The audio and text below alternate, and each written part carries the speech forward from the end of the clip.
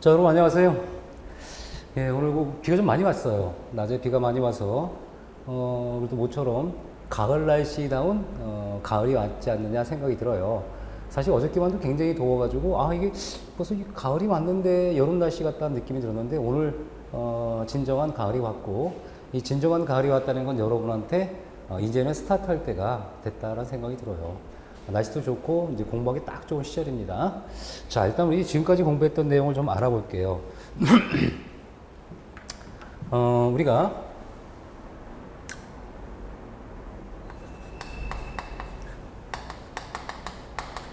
이 구조 총론이라는 걸 공부했어요. 구조 총론은 뼈다귀에 관한 일정한 그 유형 분류를 중점으로 했고요. 그 다음에 이제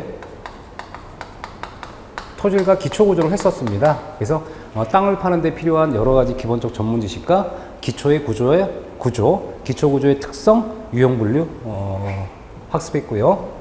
그 다음에 이제 뼈다귀 공부해야 되는 거야. 실질적인 뼈다귀가 바로 뭐가 있죠? 철근, 이 콘크리트 구조와 철골 구조 공부했습니다. 그래서 현재 이런 것들을 우리가 골조공사라고 그래요. 응? 골조. 그 다음에 공부할 게 뭘까요, 이제? 지난 공부한 게 이제 지붕 및 방수예요. 골조공사를 완료로 하면, 맨 꼭대기까지 올라갔다는 얘기고, 맨 꼭대기까지 올라가면 지붕이나 또는 방수를 해서 비가 오거나 눈이 오거나 건물 내에 들어가지 않도록 해야 되는 거고요. 그 다음에 할 게 뭘까요? 그 다음에 할 게가 이제 우리 각종 벽체에 있는 조적 구조를 해요. 그래서 우리가 층수에 따라 약간 다르겠지만 어쨌든 내부에 있는 칸막이를 구획한다든가 방을 구획한다든가 공간을 분할하는 이런 벽체 구조가 들어가요. 이걸 끝냈습니다. 그럼 뭘 공부할까? 이제 각종 마감이에요. 마감까지 끝냈습니다. 그럼 뭐 해야 돼? 이제 물량을 산출하는 행위, 적선을 하는 겁니다. 이렇게 해서 이제 우리가 수업을 이루어지고 현재 지붕 방수까지 했던 겁니다. 그럼 앞으로 남은 게 뭐야? 벽체 마감, 적선 파트가 남은 겁니다. 자, 그럼 일단 오늘 공부할 파트가 이제 벽체예요. 이 벽체 구조는 우리 조적 구조라고 보통 얘기를 합니다.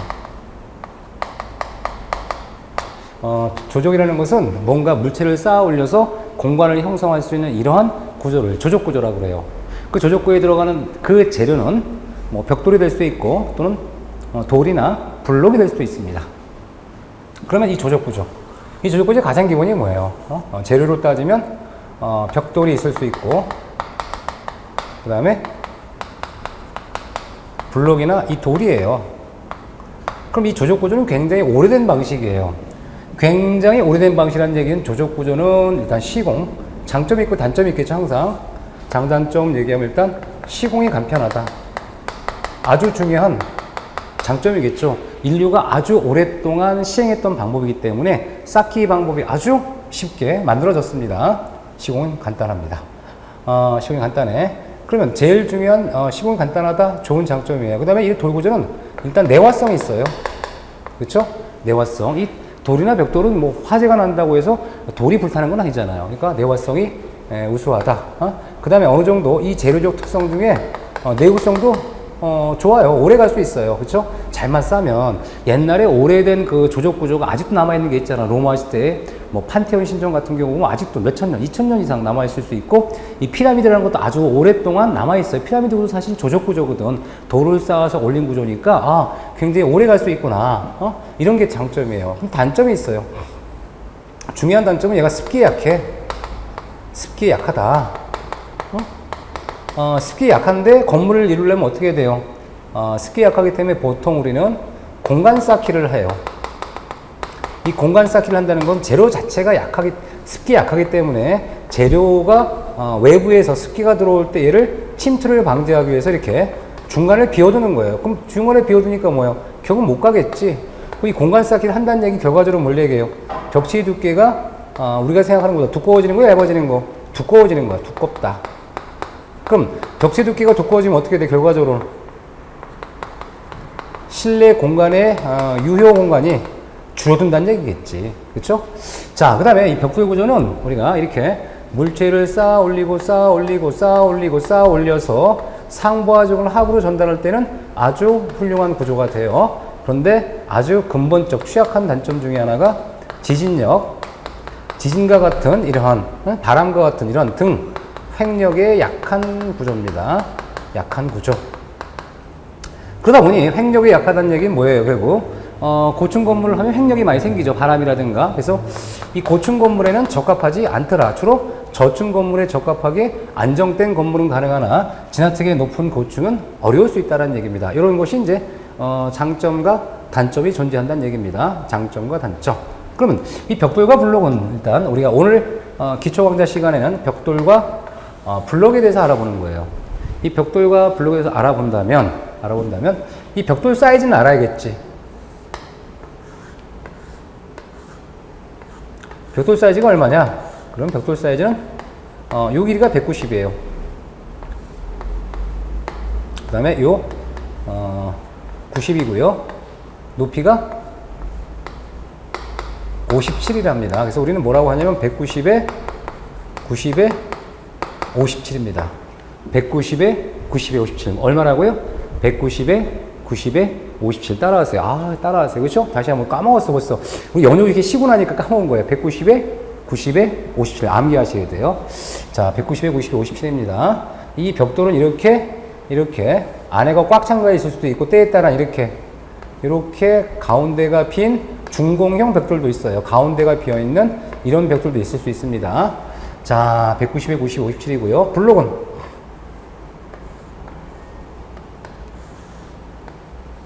덩치가 커요.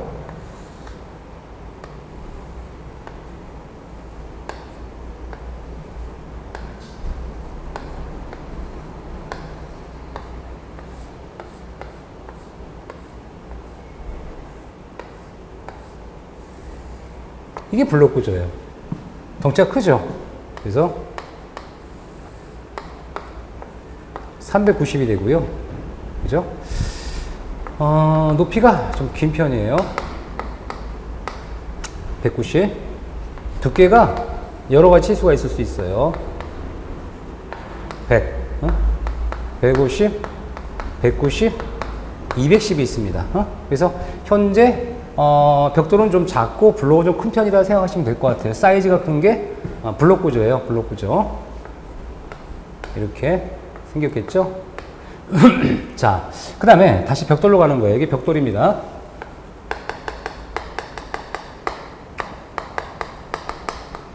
블록 구조인데 이 벽돌에 여기가 보인다 그러면 우리 뭐라 하면 길이라고 그래요.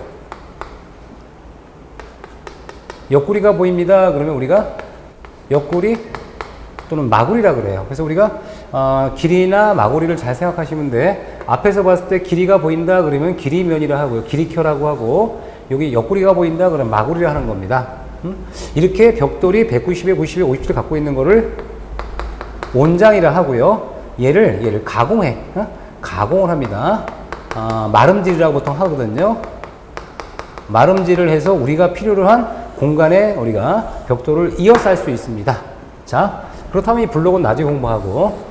자, 오케이. 알았어. 결론적으로 벽돌 사이즈 얼마라고요? 190에 90에 57이 벽돌이 사이즈고요. 그 다음에 줄눈이 있어요. 이 줄눈은 뭘로 만들어주냐면 보통 시멘트 모르타르로 만들어요. 그 벽돌과 벽돌 사이에 뭐가 있다? 벽돌과 이 벽돌 사이에, 그렇죠? 이 벽돌 사이가 있죠? 이런 벽돌을 쌓았다면 이 사이에, 이 사이에, 이렇게 줄눈이 형성돼요. 이 줄눈이라는 것은 시멘트 몰타를 가지고 접착하는 겁니다. 접착을 해요. 접착을 하면 각각 그 치수가 얼마냐? 10mm. 10mm라 그래서 결과적으로 우리는 알 수 있는 게 수평 줄눈도 10mm고 수직 줄눈도 10mm가 되는 거예요. 그러면 이 벽돌을 쌓을 때 주의할 사항은 뭐냐? 지금처럼 수평 줄눈을 그냥 똑같이 맞춰줘. 근데 이렇게 벽돌을 쌓으면 하중이 분산이 돼. 하중이 분산되죠? 이렇게 양쪽 벽돌로 분산이 되니까 하중이 분산될 수 있도록 쌓으려고 하니 이 수직줄눈은 아래 위로 통하지가 않죠? 이걸 뭐라고 하냐면 막힌 줄눈이다. 그래서 보통 우리가 통상적으로 내력벽 쌓기를 합니다. 그러면 원칙적으로 쌓는 방법의 줄눈 방식은 막힌 줄눈을 하는 게 좋다는 얘기예요. 막힌 줄눈. 기억하셔야 돼요. 자, 그럼 시멘트 모르타르가 뭐니? 우리 첫 시간에 공부했어요. 시멘트 모르타르가 뭐였어요? 시멘트 모르타르란 물과 시멘트와 모래를, 그렇죠? 모래를 반죽시켜서 접착, 끈기가 있게 만드는 그 걸쭉한 재료가 시멘트 모르타르예요. 시멘트 모르타르. 그런데 우리가 이 줄눈을 얘기할 때는 우리가 쌓기용 줄눈이 있고, 그 다음에 치장용 줄눈이 있다는 걸 아셔야 돼요. 그럼 쌓기용 줄눈과 치장 줄눈을 어떻게 구분하느냐? 쌓기용 줄눈이라는 것은 지금처럼 접착이 중요한 거, 벽돌과 벽돌 사이 접착이 중요한 게 쌓기용 줄눈이고, 치장용 줄눈이 뭐냐? 치장 줄눈은요, 예를 들어줄게. 자, 빨간 벽돌이에요. 빨간 벽돌이 있고, 빨간 벽돌이 있으면 여기 바깥이야, 외부. 바깥이고 여기가 내부예요. 내부라면 우리 일단 시멘트 몰탈, 원래 회색이지만 표현하기 힘드니까 이렇게 10mm 쌓기용 몰탈을 발랐어요. 바르면 굳기 전에 이렇게 파낸 다음에 한 6mm 정도로 이렇게 여기다가 이렇게 치장을 겸해서 줄눈을 만들어주면 이게 치장용 줄눈이에요. 그럼 우리가 봤을 때 무슨 색으로 보여? 붉은색 벽돌에다가 그 사이가 뭐가 돼요? 흰색 치장용 줄눈이 되는 겁니다. 그래서 치장용 줄눈의 이 깊이는 보통 한 6mm 정도로 합니다. 6mm 정도. 깊이가 6mm 정도다. 생각하시면 될 것 같아요. 그 다음에 이 줄눈을 공부했으니까 줄눈의 유형입니다. 줄눈의 쌓기 유형인데, 줄눈을 보면은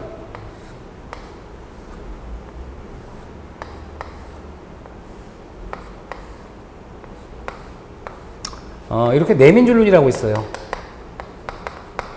내밀었죠? 내민 줄눈이에요. 뭐 의장을 겸해서 이렇게 밖으로 내미는 건데, 뭐 보통 일반 건축은 잘 안 써요. 그 다음에 이렇게 들어가 있죠? 들어가 있어요. 이 평줄눈이라고 그래요. 그 다음에 이렇게 밋밋하죠? 민줄눈이 되는 거고요. 그 다음에 이 줄눈을 만들 때 이렇게 빗줄눈 만드는 경우가 있어요. 제일 좋은 게 뭘까? 빗줄눈이 좋아. 왜? 빗줄눈은 이렇게 물이 안으로 안 들어가고 빠져나와요. 얘네들은 줄눈 사이에 흡입 되니까 별로 안 좋아요. 사실 기능상. 얘도 이렇게 안으로 빠져들어가는 게 별로 안 좋아. 얘는 평범합니다. 보통 이렇게 물끈기가 좀 돼. 그러니까 물끈기가 제일 잘 되는 빗줄눈이 제일 좋은 거고, 우리가 시공하기 좋기 때문에 가장 일반적으로 많이 쓰이는 게 바로 평줄눈이다 생각하시면 돼요. 여러 가지 줄눈의 유형이 있다 생각하시면 될 것 같고요. 그 다음에 이 벽돌의 이제 가공.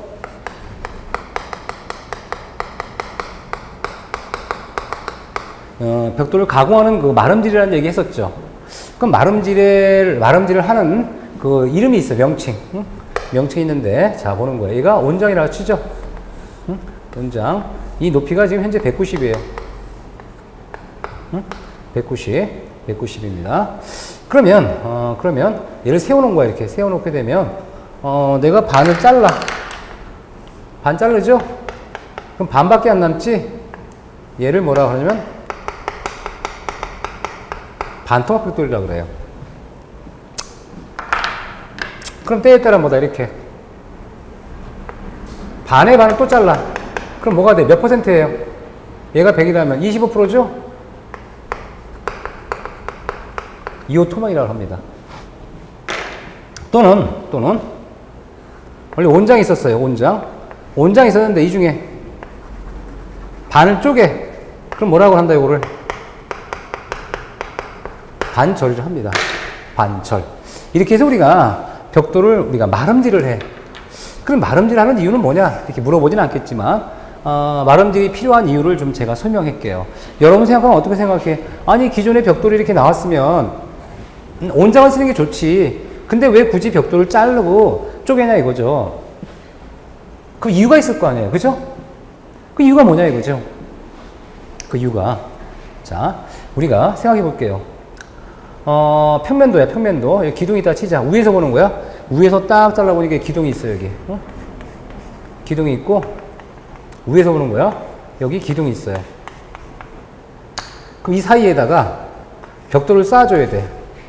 쌓아주기 위해서 벽돌의 치수를 알아보는데, 이 벽돌 치수를 검토할 때는 줄눈까지 포함해서 재보는 거야. 하나, 둘, 셋, 그렇죠? 여기는 온장을 쓰면 되는데 여기는 뭐야? 쓸 수가 없으니 어떻게 해야 돼요? 자를 수밖에 없잖아요. 그렇겠죠?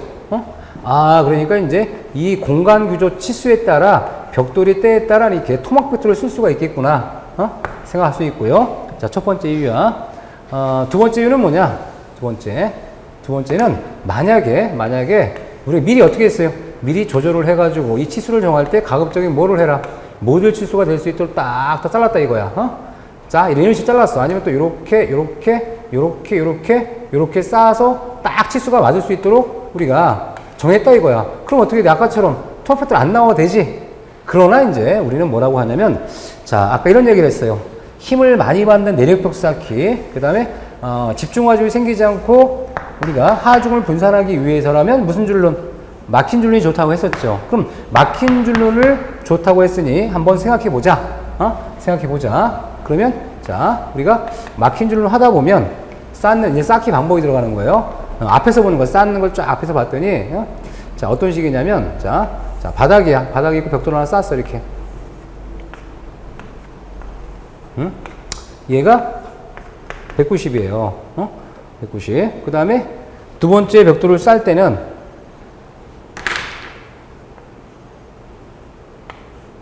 이렇게 해서 쌓게 되면 딱 뭐가 돼요? 통줄은 생길 수밖에 없어요. 왜 그럴까? 얘가 90이죠. 90이죠? 줄눈두께 얼마가 돼? 10mm 하면 얼마 나와? 도합 190이 나오잖아요. 이렇게 하면 안 돼. 그럼 어떻게 하면 될까? 그래서 생각한 게 뭐냐면, 자, 여기다가 아까 공부했던 반절 있죠? 반절이나 이어 토막을 딱 쓰는 거야, 벽돌을. 토막 벽돌을 써. 토막 벽돌을 쓰니까 결과적으로 어떻게 돼? 이렇게. 통줄을 피할 수가 있는 거죠? 다시. 반절이나 이어 토막을 쓰는 거야. 자, 반절이나 이어 토막을 썼어. 그쵸? 썼습니다. 쓰고, 여기다가 정상적인 벽돌을 올려놓는다면, 결과적으로 우리는 뭘 할 수 있어요? 결과적으로 우리는 알 수 있는 게, 요렇게 끊어지는. 무슨 줄로 나오는 거예요? 막힌 줄로 형성할 수 있으니까 이렇게 집중하중이 걸리는 게 아니라 하중을 분산할 수 있겠구나. 이런 이유 때문에, 아까 말씀드린 이런 여러 가지 이유 때문에 우리는 마름질 가공에서 필요에 따라서 적재적소의 토막벽돌을 쓸 수 있도록 우리가 이렇게 토막벽돌이 필요할 수 있다는 걸 알 수가 있는 겁니다. 이렇게 쌓는 거구나. 이런 것들이 이제 우리 공부를 해야 될 내용들이 들어가는 거예요. 내용들. 그 다음에 우리가 그러면 이 벽돌 쌓기에 여러 가지 이름이 나와. 일단 벽돌 쌓기 이름 보면 공간 쌓기라고 있어요. 공간 쌓기. 이 공간 쌓기나 공부했었죠.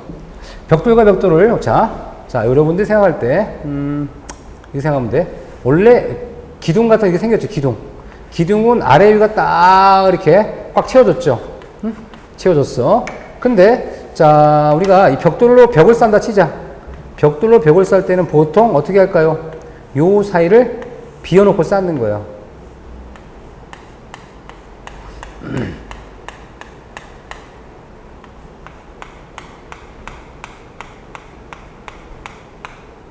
비워놓고 쏩니다. 이게 벽돌이지. 이게 벽돌이에요. 벽돌이야. 그럼 이 사이가 뭐예요? 비었죠? 비었으니까 이걸 뭐라 합니까? 공간 쌓기라 그래요. 벽돌이 들어가지 않아. 그럼 이 공간에 보통 뭘 배치할까요? 공간에는 단열재 있죠? 스티로폼 같은 단열재라든가 아니면 비닐로 방습층을 깔아줘요. 비닐 같은 거. 그래서 요 사이를 떼어주고 단열재나 방습층을 집어넣고요. 그 다음에 여기서 이 안쪽이죠. 바깥 공간 쌓기를 하다 보면 안쪽 벽돌이 있고 바깥쪽 벽돌이 있어요. 그쵸? 자, 이 벽돌과 벽돌이 따로따로 떨어져 있으니 힘을 못 받다. 그래서 이 중간중간마다 뭐 설치하냐면 이렇게 연결 철물을 설치합니다.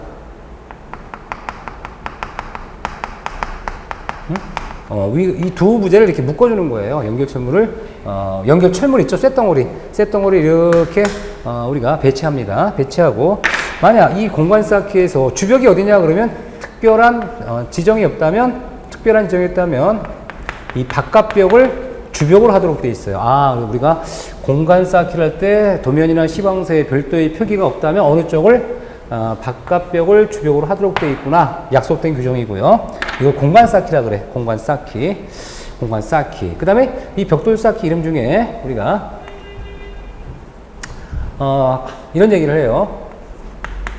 0.5B 쌓기냐 1.0B 쌓기냐 1.5B 쌓기냐 2.5B 쌓기냐 이렇게 얘기를 해요.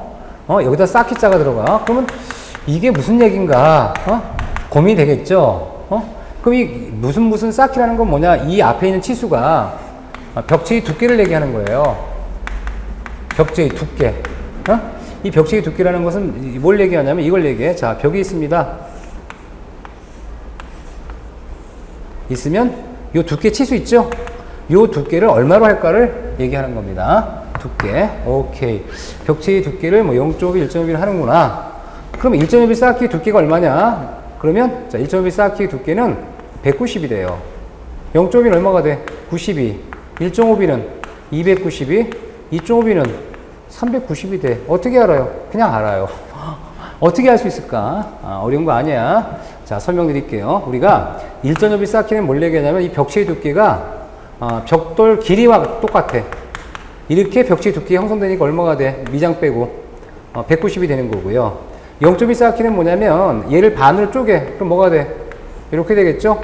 이렇게 벽체의 두께에 있는 걸 뭐라 그래? 이 두께가 이 190이 반이니까 0.5B 쌓기라고 하고 얘를 1.0B 190이 온장 쓰니까 1.0B 쌓기를 했던 겁니다. 그러면 290은 어떻게 나왔느냐? 설명을 해드리지. 그렇죠? 자, 290이라는 얘기 이런 얘기야. 벽돌에 벽체가 있는데 일단 이렇게 190mm 썼어요. 10mm 모르타로 들어가고 다시 90mm 들어가죠? 그럼 뭐라 그래 이것을 1.5B라 그래. 1.5B. 이해할 수 있죠? 1.5B 쌓기를 합니다. 1.5B 쌓기가 되는 거야. 그러면 얘가 190에다 10이니까 290이 되죠? 그쵸? 이거 바로 뭐야? 1.5B 쌓기. 그럼 2.0B죠? 잘못 썼네. 2.0B 쌓기가 되고 2.5B가 490 나오겠네. 그쵸? 2.0B 해볼게. 2.0B는 왜 390이냐? 자, 두께가 190mm가 있어요. 190mm 있고 10mm 몰탈이고 다시 190이 있으니 얘가 더 얼마가 돼? 390 되는 거죠? 이해할 수 있죠? 그래서 우리가 이렇게 0.5B 1, 1.5B 2, 2.5B 얼마씩 100 증가하는 겁니다. 그러니까 우리 시험에 나와도 우리 걱정하지 않아도 돼. 몰라도 돼. 왜? 끝에가 90이 아니면 답이에요. 간단하죠? 이렇게 해서 벽체의 두께와 쌓기 방식을 구분할 수 있다. 공부하시면 되고요. 그 다음에 우리가 여러분이 교재에 있는 내용을 제가 핵심만 얘기해 드리는 거니까 들으면 돼. 나머지 이제 시공에 관련된 지침이나 지문들은 제가 또 따로 설명해 줘요. 교재 내용 걱정하지 마셔도 돼요. 자, 그러면 우리가 이 벽돌 쌓기 할 때 뭐 자주 나온 시험 문제 중에 하나가 쌓기 방법이 나와. 쌓기 방법 하면 우리가 영식 쌓기라는 게가 있고 파란 쌓기가 있고 불식 쌓기라고 하는 이 네 가지 방법을 출제를 많이 합니다. 뭐 이런 쌓기는 무슨 쌓기냐, 그 다음에 가장 튼튼하게 무슨 쌓기냐, 우리나라에서 가장 많이 시행하는 게 무슨 쌓기냐, 순수하게 의장용으로만 쌓아야 되는 게 무슨 쌓기냐 이렇게 물어봐요. 그럼 이 특징을 외워야겠지. 외워야 되는데 교재만 갖고는 암기를 하려니까 잘 안 되니까 어떻게 해야 돼요? 그림으로 이해를 해야 돼. 그럼 영식 쌓기가 뭐냐? 자, 우리가 보통 벽돌을 쌓을 때 한 줄이라 그래. 얘가 한 줄이야. 한 줄이라면 자 이렇게 뭐 한다? 길이켜를 쌓는 거야. 길이켜. 기리켜 쌓았습니다. 한 켜라 그래, 이걸. A켜라 합니다. 그 다음에 위에 올라가는 걸 B켜라 그래요. B켜를 쌓을 때는 이렇게 마구리 쌓기를 해. 마구리. 여기다 뭘 쓴다? 토막 벽돌 써. 반절이나 이어 토막. 그 다음에 다시 마구리 켜. 이런 식으로 쌓게 되면 통주는 나와요, 안 나와요? 안 나오겠지. 그래서 우리는 뭐라고 하냐면, 이렇게 쌓는 방식을 영식 쌓기라 하는구나. 마구리켜에 무슨 토막? 반절 또는 이어 토막. 그렇죠?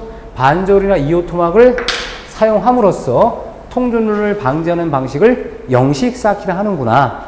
그림으로 한번 생각해 보세요. 그래, 어렵지 않을 것 같아. 그죠? 그러면 화란식 쌓기는 뭐냐? 화란식 쌓기는 기리켜 자체를 어떻게 한다? 이렇게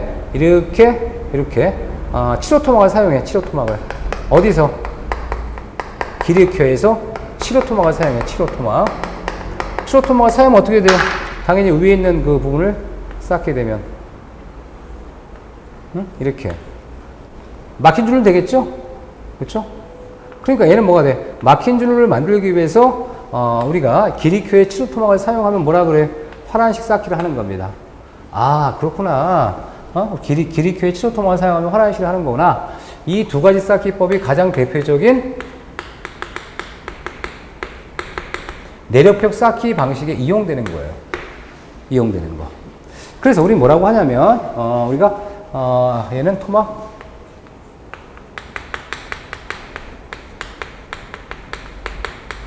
자, 이렇게 해서 우리 뭐라고 하냐면, 내력벽 쌓기를 별도로 표기하지 않았습니다. 그럼 무슨 쌓기 할까요? 그럼 물어보는 거야. 다시 한번. 우리가 도면이나 시방서에 무슨 내력벽 무슨 쌓기 방법이라고 정해지지 않았습니다. 그러면 무엇을 써야 할까요? 물어보는 거야. 뭐라고 해야 될까요? 영식이나 화란식 쌓기를 하면 되는 거예요. 그럼 가장 튼튼한 쌓기는 둘 중에 뭡니까? 그럼 얘가 가장 튼튼합니다. 그럼 모서리가 견고한 편은 뭡니까? 얘를. 모서리가 견고한 편이다 하고요. 그럼 국내에서 가장 많이 쓰는 게 뭐야? 국내에서 가장 많이 사용하는 쌓기 방식은 화란식 쌓기다라고 생각하시면 될 것 같아요. 그러면 요거 왜 미식이나 불식은요? 미식과 불식의 차이가 있는데 잠깐 설명드릴게요. 이 미식은 뭐냐면 사실 표면은 미식 쌓기하고 내부는 영식 쌓기를 조합하는 방식을 미식 쌓기라 그래요. 그래서 이 표면 쌓기를 어떻게 하냐? 그럼 표면은 기리켜를 5개 동시에 쌓아요. 5켜. 그 다음에 마구리켜 쌓고, 그 다음에 다시 기리켜 5개 쌓고, 마구리켜 쌓고, 이런 식으로 표면을 미식화하고, 내부 뒷면이라고 그랬죠. 내부 뒷면, 표면 뒷면. 그래. 뒷면은 영식 쌓기를 해서 보강하는 방식을 미식 쌓기라고 그래요. 그러니까 미식 쌓기는 한 중간 정도 돼요. 내력벽과 치장벽돌에. 그러면, 불식이 뭐냐? 불식은 매 켜마다 기리켜 쌓고, 그 다음에 마구리 쌓고, 기리 쌓고, 마구리 쌓고, 이런 식으로 한 켜에 계속 번갈아 쌓아서 올려줘, 이렇게. 쭉 올려주면 어떻게 해야 돼? 당연히 뭐가 나와? 통주는 나올 수밖에 없어요. 토막벽돌을 쓰지 않고 이렇게 쌓겠다는 얘기예요. 그래서 얘는 깔끔해 보여요. 그래서 뭐라고 하냐면, 치장 쌓기면 분명하지만 내력벽 쌓기를 사용하기가 어렵다고 합니다. 이게 불식 쌓기입니다. 자, 여기까지만 일단 제가 정리해 봤어요. 정리해 봤으니까 교재 내용 설명하면서 알아보는 거야. 장점. 교재 내용 보는 거예요. 보죠? 보이죠? 다 설명드렸잖아. 단점. 그렇죠? 예. 그 다음에 이제 그 벽돌의 치수 공부했어요. 190, 190, 57. 그 다음에, 다듬질을 했다 그러지만 마름질이에요. 원래 용어는. 어쨌든 마름질을 하면, 나왔네. 마름질을 하면 토막 또는 반절 등으로 부른다. 이렇게 설명드렸고요. 이 벽돌의 줄로 설명드렸어요. 그래서 벽돌의 줄로는 얼마라고요? 보통 10mm입니다. 그다음 치장 줄로는 깊이 얼마라고 그랬어요? 아까 6mm 설명드렸고요. 내화 벽돌의 경우라면 한 6mm 정도 합니다. 6mm. 내화 벽돌. 그 다음에 벽체의 강도라고 나오는데, 이 벽체의 강도라는 것은 구조적 강도를 얘기해요. 벽체가 힘을 잘 받을 수 있는 조건을 말하는 거예요. 그러면 우리가 뭐라고 해야 되냐면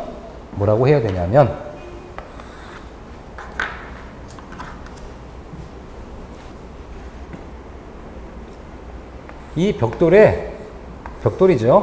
자체 강도가 있어요. 이렇게, 여기, 모르타르에 접착 강도가 있어요. 얘가 더 커야 돼요. 그래서, 접착 강도는 벽돌 강도 이상이다라고 합니다. 얘가 더 크고, 같거나 크거나. 그래서, 이 벽돌의 접착 강도는, 벽돌 있죠? 벽돌의 개체 강도 이상이 되도록 합니다. 그래서 이 조적조의 이 접착 강도는 벽돌의 자체 강도보다 같거나 크거나 이상이 되어야 되는 겁니다. 왜? 그래야지만이 튼튼한 조적 구조가 가능하죠. 튼튼한 조적 구조가 가능합니다. 자, 그 다음 벽돌 쌓기 시공이 나와요. 벽돌 쌓기 시공은 이제 쌓기 방식이 되게 많이 나옵니다. 이때 이제 우리가 1번에 보면 세력기준 툴을 모서리에 설치하고, 두 번째 쌓기 전에 물로 흙 같은 거 청소해주고, 그쵸? 접착이 잘 되도록 물을 죽여 표면을 전조시켜 쌓으면 뭐 접착이 잘 되고 금이 나지 않는다라고 나와요. 그쵸? 하지만 콘크리트 벽돌은 쌓기 직전에 물을 죽이지 않는다라고 나오고요. 그럼 여기서 중요한 얘기가 뭐냐면, 우리가 이 벽돌 쌓기를 할 때 여기 접착 강도를 요구하는 것은 어떤 반응이에요? 수화 반응이죠. 왜? 물과 시멘트와 모래를 섞었어요. 그럼 물과 시멘트는 뭐가 돼? 우리가 화학적 반응을 해야 돼요. 수화 반응이라 그래. 근데 수화 반응을 해야 되는데 얘가 완전히 건조가 돼 있어요. 그럼 어떻게 될까요? 수화 반응에 필요한 물들을 얘들이 쪽쪽 위아래로 흡수하는 거예요. 이렇게. 그럼 어떤 문제 생겨요? 내가 필요한 물의 양이 줄어들 수 있어. 그럼 수화 반응에 필요한 물의 양이 줄어들면 시멘트가 온전히 화학적 결합을 해요, 못해요? 잘 못해. 그러면 강도도 떨어져. 그런 걸 방지하기 위해서 미리 물추김 했다가 시공할 때는 우리가 물추김하지 않고 그냥 시공하라는 얘기입니다. 그래서 우리가 미리 어느 정도 처리해 주라는 얘기입니다. 그래서 뭐 설명드리면 되고, 일단 중요한 건 뭐냐? 콘크리트 벽돌을 시공할 때는 쌓기 직전에 물을 추김하지 말라는 얘기. 미리 조치를 다 해놓으라는 얘기입니다, 사실은. 그 다음에, 세 번째, 벽돌벽이 블록벽과 서로 직각 만날 때, 벽돌과 블록이 직각 만날 때는 연결 철물을 만들어서 블록 세 단마다 보강하도록 되어 있어. 아, 그렇구나. 벽돌벽과 이렇게, 그쵸? 블록벽이 만날 때는 몇 단마다? 세 단마다 연결 철물을 사용하는구나. 기억하시면 될 것 같고요. 그 다음에 네 번째, 내화벽돌은 물추김 하지 않아. 그럼 내화벽돌은 그냥 물추김 하지 않고 쌓는다고 생각하시면 돼요. 왜냐면 내화벽돌에 쓰는 몰탈은 일반 시멘트 몰탈 같은 게 아니라 기경성 재료라고 해서 물에 의해서 경화되는 게 아니라 공기 중에 경화되는 방식인 이러한 접착을 쓸 테니까 이 내화벽돌은 물을 추겨 쌓지 않도록 하고 있습니다. 그 다음에 내쌓기라는 게 나와, 별표. 근데 우리가 내쌓기 하면 사람들이 안으로 쌓느냐라는 생각을 많이 하지만 이 내쌓기는 안으로 쌓는 게 아니고요. 그럼 어떻게 쌓을까요? 안으로 쌓는 게 아니면 가끔 이런 얘기 하잖아요. 응? 여러분 말 안 듣고 뭐 사고 친다 그러면 여러분은 안 그러겠지만 젊은 애들 같은 경우 뭐라 그래? 중고등학생, 쟨 집 내놨어. 얘 이렇게 나오죠, 그죠? 내놨다는 얘기 뭐야? 밖으로만 나가놓는다는 얘기잖아요. 마음속에도 버렸다는 얘기야. 그럼 뭐냐면 우리가 내쌓기라는 것은 결과적으로 안으로 쌓는 게 아니라 밖으로 내밀라는 거예요. 내밀라는 거. 그래서 다시 말씀드리면 내쌓기는 내어쌓기, 밖으로 내란다는 얘기야. 그럼 이 밖으로 내라는 게 어디서 나타나냐면 여러분 보통 이 교회당이나 학교 같은 경우를 보면은 외곽이요. 옆에서 봤을 때 이 벽돌면이 반듯해야 되는데 이렇게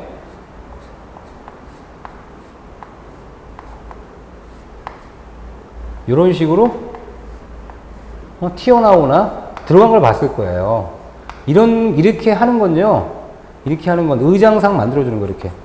딴 데는 다 이렇게 하는데 이렇게 약간씩 튀어나오는 데 있죠? 돌출되는 거. 이게 아니죠, 아닌데 이 바깥으로 내밀었다는 거, 내밀었다는 거. 내밀어서 쌓기 하는 걸 쌓기 했던 거예요. 내밀어서 쌓는 거. 그럼 내쌓기는 문제가 뭐예요? 예를 들어서 내가 내쌓기 이렇게 쌓으면 어떻게 될까? 당연히 떨어지겠지. 이렇게는 안 되겠죠? 떨어지겠지, 당연히. 그쵸? 요거 갖고 뭐 힘 받겠어요. 그럼 어떻게 해야 돼? 일정한 힘을 받을 수 있도록, 약속된 규정이 필요해. 그럼 이 약속된 규정이 뭐냐? 자, 그림을 좀 크게 그립니다. 우리가 요 190mm를, 우리 뭐라고 그랬어요? 1.0b에 쌓기라 그랬죠? 요 길이가 190일 때. 그럼 벽돌을 낼 때 얼마큼 내겠느냐? 그럼 요렇게 바늘 쪽에 뭐가 돼? 2분의 1B가 되고, 바늘 또 쪽에 뭐가 돼? 4분의 1B가 되고, 다시 쪼개면 얼마가 나와? 8분의 1B죠? 얘는 얼마가 돼? 4번 쪼갰으니까 4분의 1B죠? 요만큼, 여기가 8분의 1이에요. 이해하시겠죠? 그러면 여기 몇 개를 확대해 보는 거야. 이제 확대해 보면 좀 크게 그릴게요. 여기가 안쪽이야. 바깥쪽이고 요만큼이죠. 요만큼.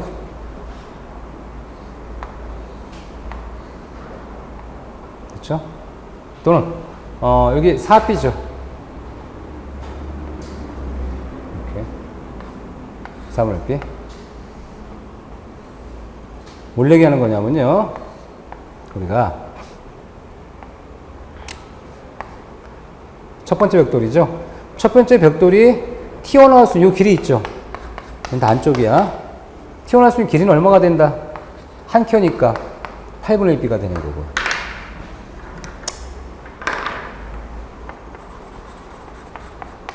두 번째는 두 장을 동시에 했죠.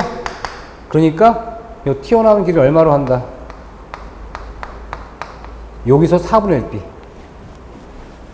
이런 식으로 야금야금 뺄 수 있겠죠? 응? 뺄 수 있겠지. 이런 식으로. 그렇죠? 뺄 수 있습니다. 이런 식으로 쭉 뺄 수 있을 때 여기 처음 시작한 점 있죠?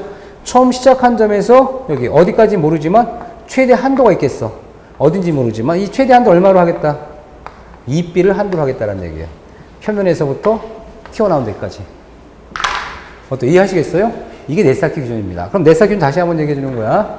자, 한 켜씩 냈을 때는 얼마까지? 8분의 1B를 한도로 해라. 두 켜를 동시에 할 때는 얼마를? 4분의 1B를 해라. 우리 최초 시작부터 최대 얼마까지를 해라? 2B를 한도로 해라. 외워지는 겁니다. 한 장씩은 8분의 1. 두 장씩이라면 4분의 1B. 최대는 2B를 한도로 하는 겁니다. 자, 그 다음에 여기서 이 6번에 보면 몰탈 강도는 벽돌 강도와 같은 강도 이상이 아까 설명드렸던 거죠. 그 다음에 비빔 몰타르가 1시간 이상 사용을 구매라는 얘기는 뭐냐면 여기 몰탈이 들어갔잖아요. 물과 시멘트가 만났어. 물과 시멘트가 만나면 1시간 정도 되면 경화돼.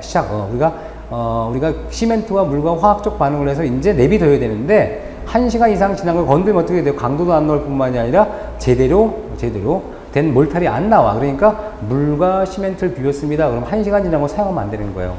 강도 기대 할 수 없는 겁니다. 그래서 우리는 1시간 이상 지나면 사용하지 말아라. 특히 물을 반죽했을 때 이런 얘기를 합니다.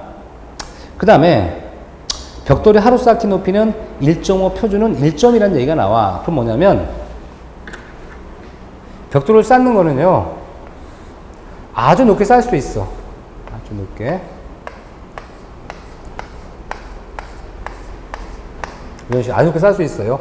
아주 높게 쌓을 수 있는데 이때 하루에 쌓는 높이를 제한해요. 그래서 우리가 최대는 얼마냐 그러면 1.5m를 하고 표준 높이는 1.2m를 기본으로 한다고 해요. 아니 그러면 뭐라 그래요? 아니 내가 쌓는 거 내 맘 아니에요? 여러분 맘 아니냐고요. 그죠? 싸면 되지 왜 굳이 이걸 하루 이렇게 몇 미터 이상 쌓지 말라고 해요 라고 하는데 그 이유가 있겠죠. 그 이유가 뭐냐면 여러분 특히나 옛날 생각나요. 아침에 이제 막 출근하려고 그러면 밥도 못 먹고 배도 고프면 뭐가 봐 이렇게 해가지고요 이렇게 요즘 그 식빵과 식빵 사이에 여기다 이렇게 계란 하나 놓고 이렇게 토스트 해주는 거야. 그럼 뭐라 그래? 여기다가 잼도 좀 잔뜩 넣어주세요. 그럼 잼을 넣어. 그죠? 잼을 잔뜩 넣었어. 그죠? 잔뜩 넣었어. 잼을 잔뜩 넣은 거야. 그 다음에 여러분이 누르면 어떻게 돼? 잼이. 밖으로 기 나오죠? 밖으로 튀어나오잖아요. 잼이. 그렇죠? 그래요? 안 그래요? 그런 경험 한 번도 없으셨어요? 여러분, 우리가 식빵과 식빵 사이에다 잼이나 아니면 케찹 같은 걸 넣고 꽝 하고 누르면 어떻게 돼? 찍! 하고 빠져나오잖아요. 그렇죠? 예, 가끔, 지금도 생각나. 이렇게 케찹 넣고 친구 놀리려고 탁 했는데, 이쪽은 안 빠지고요. 잘못 눌러가지고 저만 이렇게 옷에 묻은 적. 어렸을 때, 그죠? 아주 어렸을 때지. 예, 이런 기억이 나네. 그쵸? 그게 뭐냐면, 힘을 가하면 얘가 빠져나간단 말이에요. 다시 말씀드릴게요. 여기 뭐가 쌓여있어요, 지금? 시멘트 몰탈인데 아직 굳지가 않았죠? 응? 여러분 눈에는 딱 굳은 걸로 보이고 고정된 걸로 보이지만, 얘가 점점 더 누르는 힘이 높게 쌓아서 누르는 힘이 크죠? 누르는 힘이 크면 최 밑에서는 어떻게 돼? 아직 굳지 않았어, 얘. 더 이상 싸지 마. 그런데 뭐라고? 힘을 꽉 주니까 밑에서 몰탈이 튀어나가는 거예요. 그럼 몰탈이 막 튀어나가면 어떻게 돼? 우리는 압축강도 기대할 수 없고 접착강도 기대할 수 없겠구나. 그래서 114키 높이는 표준이 얼마라고요? 1.2m, 최대는 1.5m. 암기하셔야 돼, 이거는. 암기. 자, 그 다음에 이제 8번에 봤더니 하루 일이 끝날 때 켜 차이가 나면 층단 들어쌓기로 하고, 그렇죠? 이렇게 나와요. 직각 오르는 벽의 물림도 원칙적으로는 층단 들어쌓기인데 예외적으로 켜걸름 들어쌓기를 할 수 있다. 이렇게 나와. 그럼 층단 쌓기는 뭐고 켜걸름 쌓기가 뭐냐라고 이제 궁금해야 되지, 그죠? 그래도 설명을 하죠, 그러니까. 설명해줘. 자, 보는 거야. 우리가 굉장히 많은 공부했죠.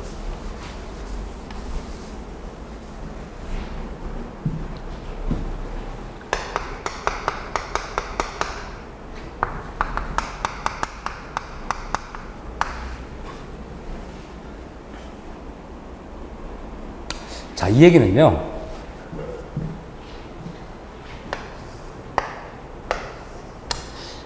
자, 오늘 해야 될 일이고, 내일 해야 될 쌓기야. 그래서 어떻게, 이렇게 딱 쌓자? 그쵸? 이렇게 쌓기 계획을 했으니까 어떻게 한다? 여기서 끝내겠다? 이렇게 하면 안 된다는 얘기예요. 어떻게 해야 돼?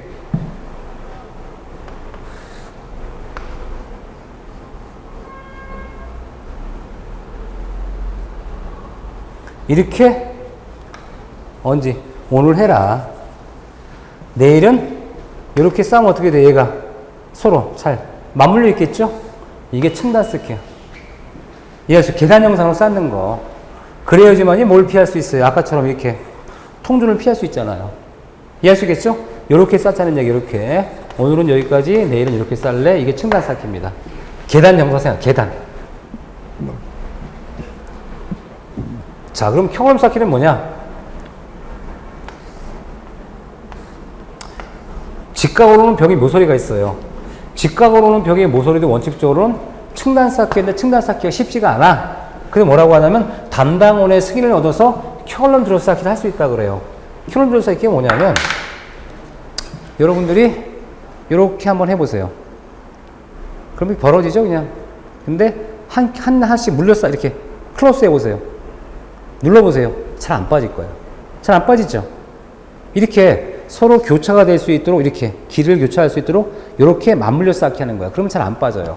그러면 한번 생각해 보는 거야.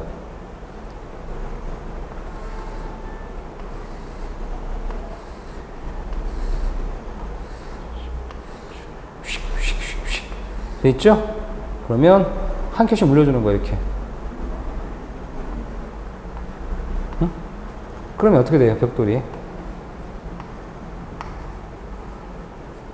이렇게 있고. 얘가 없는 거죠, 그죠?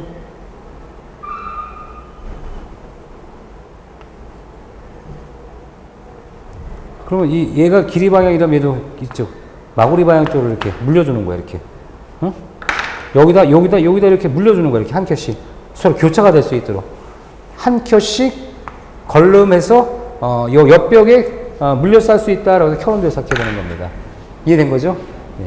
그 다음에, 교재, 벽돌쌓기 일반적인 종류가 나와. 기술제 52번에 보면, 아까 설명드린 거죠? A켜, B켜라는 게 뭔지 알겠죠? 첫 번째 켜, 두 번째 켜. 요거, 그림 요거 있잖아요, 요거. 요거 아까 설명했던 거 요거예요, 요거. 여기 부분입니다, 여기 부분을 지금 설명하는 거예요, 여기 부분. 제가 설명 다 드렸던 거 아시겠죠? 자, 그 다음에 이제 벽돌쌓기 구조 제한이 나오는데, 벽체 길이는 뭐 10m, 내력벽 쌓기 벽체 길이는 10m 이하로 하도록 하고 있고요. 내력벽으로 둘러싸인 바닥 면적은 80제곱 이하로 하도록 되어 있어요. 뭐 3번은 벽돌 벽체의 두께를 벽 높이 20분의 이상, 블록조는 벽 높이 16분의 이상이나 용어 규정이에요. 암기 규정인데 여러분이 뭐 생각하시면 되냐면 우리가 내력벽 쌓기를 할 때 기본적 조건을 얘기하는 거니까 여기는 잠깐 다시 설명할게요. 자, 뭐냐면 지금까지 많은 걸 공부했지만 우리가 이 내력벽이라는 얘기를 많이 했어요. 조적 구조를 내력벽으로 하겠다라고 할 때는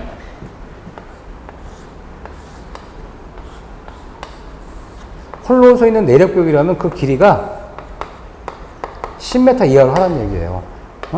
힘을 받는 내력벽 쌓기를 할 때는 지나치게 길이가 긴 거 하지 말란 얘기고요. 그 다음에 이 내력벽으로 둘러쌌다는 얘기 뭐냐? 평면에서, 자, 이렇게 평면에서 내력벽으로 둘러싸인 부분이 있다 치자. 그럼 내력벽으로 둘러싼 이 부분에 요 바닥 면적 있겠죠? 요 바닥 면적은 내력벽으로 둘러싸인 이 부분의 바닥 면적은 80제곱 이하가 나오도록 해라는 얘기입니다. 그 다음에 벽돌 벽체의 두께를 얘기했죠. 이 두께. 이 두께를 얼마나 할 거냐라고 했더니 우리가 벽돌일 땐 20분의 1 이상.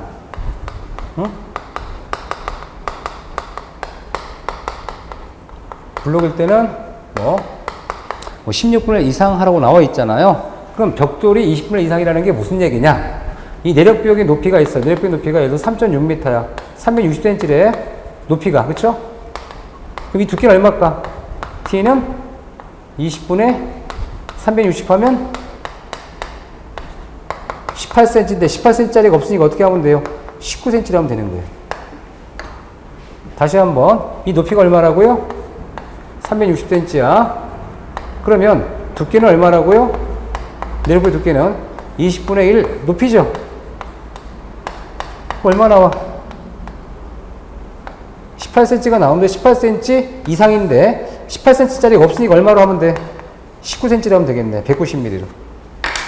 이해하시겠죠? 이렇게 해서 이제 우리가 내력벽의 두께를 산출하라는 겁니다. 자, 그 다음에 조접식인 내력벽의 두께는 바로 위층 내력벽 두께 이상이다라는 얘기는 위아래 내력벽이 있다. 그러면 당연히 이렇게 되면 돼요, 안 돼요? 위가 두껍고 아래가 얇으면 안 된다는 얘기지. 그래서 최소한 위에 있는 내력벽이 요만큼이라면 아래는 이것보다 두껍거나 아니면 같거나 이렇게 하라는 얘기죠.